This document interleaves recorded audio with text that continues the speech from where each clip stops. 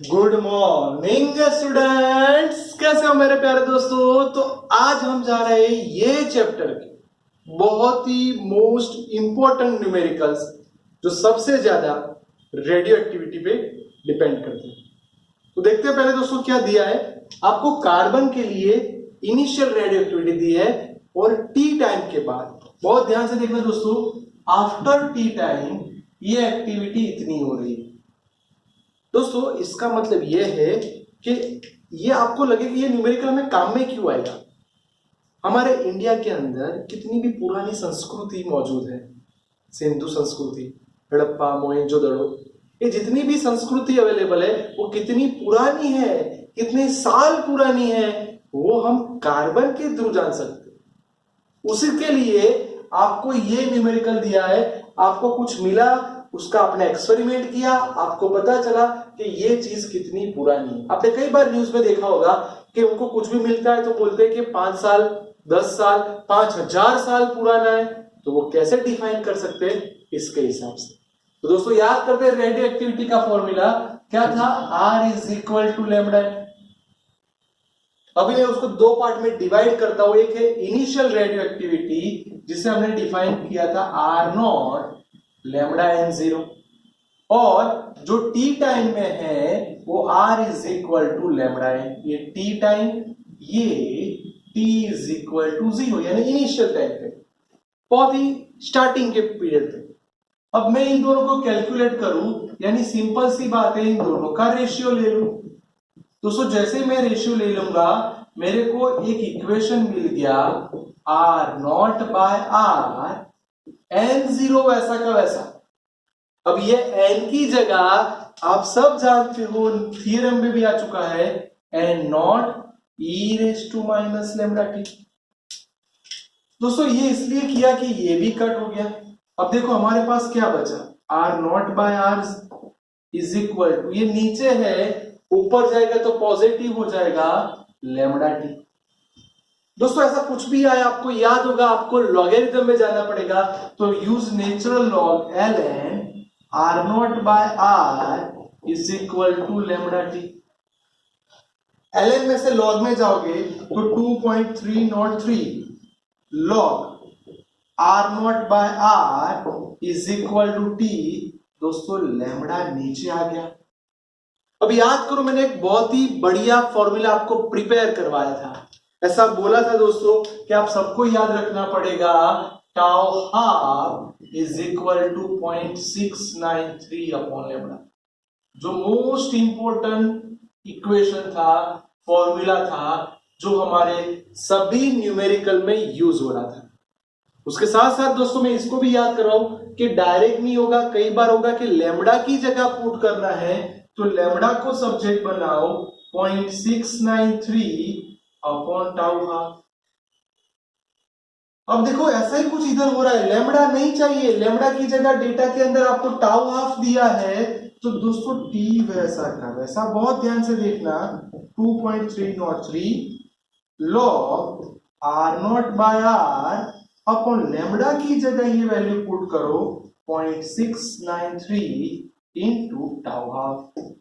देखो आपका बहुत ही इंपॉर्टेंट इक्वेशन मिल गया।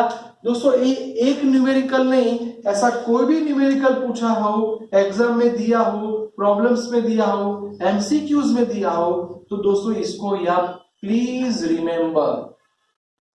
जब दो रेडियो एक्टिविटी दी है तब जाके हमें ये दो याद रखने पड़ेंगे, क्योंकि उससे ही हमारे बहुत से न्यूमेरिकल्स फास्ट सॉल्व हो जाएंगे।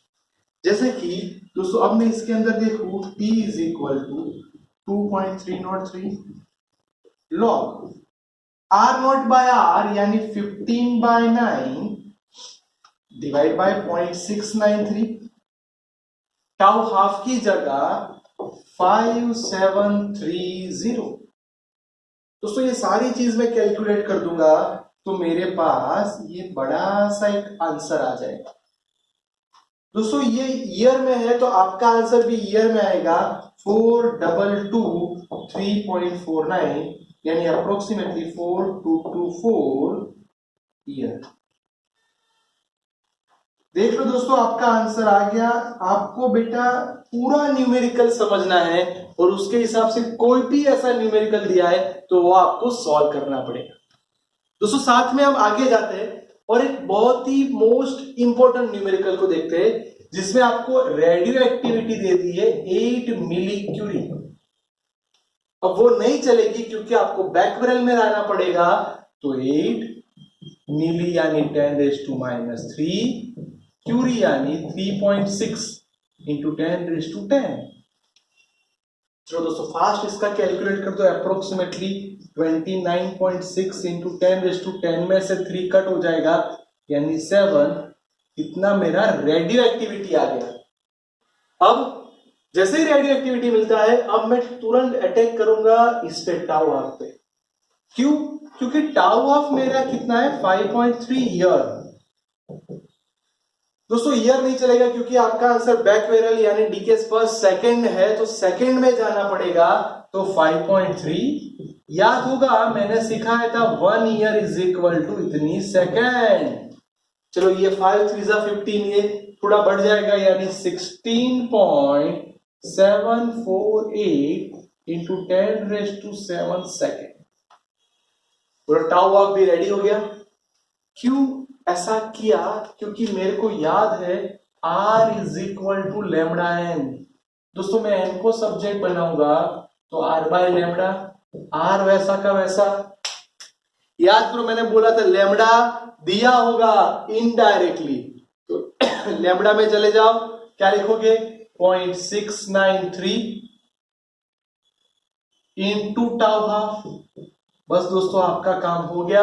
आपको फटाफट वैल्यू पुट करनी है। आर की जगह पे ये रहा आपका 29.6 इंटू 10⁻7, टाउ हाफ 16.45 लिख दू इसको बेटा। 48 को मैंने रिप्लेस कर दिया 5 से, 7 डिवाइड बाय 0.693।